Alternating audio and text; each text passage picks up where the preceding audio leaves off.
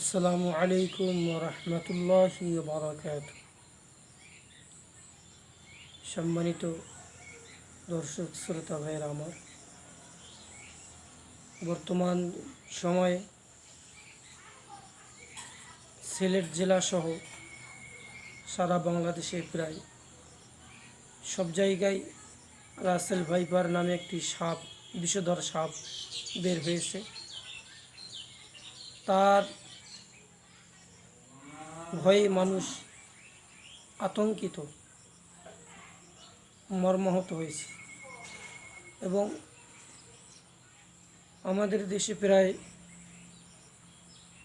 10 থেকে 15 জন মানুষ এই সাপের দংশনে ইন্তেকাল করেছেন। তো আল্লাহ রসুল সাল্লাল্লাহু আলাইহি ওয়াসাল্লাম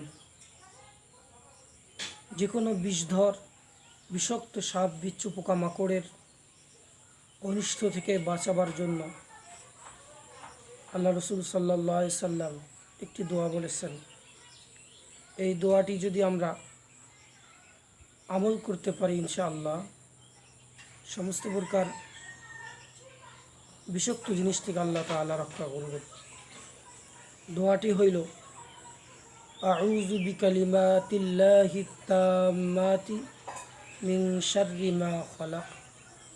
আবার বলি, আউযু বিকালিমাতিল্লাহি তাম্মাতি মিন শাররি মা খালাক। আউযু বিকালিমাতিল্লাহি তাম্মাতি মিন শাররি মা খালাক। আল্লাহ রসুল সাল্লাল্লাহু আলাইহি ওয়াসাল্লাম বলেছেন যে আমার বান্দাবান্দি সকালবেলা 3 বার, সন্ধ্যায় 3 বার এই দোয়াটি পাঠ করবে, আল্লাহ তাআলা তাকে সমস্ত প্রকার বিষাক্ত প্রাণী থেকে আল্লাহ তাআলা তাকে রক্ষা করবেন। আমিন। আল্লাহ তাআলা আমাদের সকলকে উক্ত হাদিসের ওপর আমল করার তৌফিক দান করুন। ওমা আলাইনা ইল্লাল বালাগ।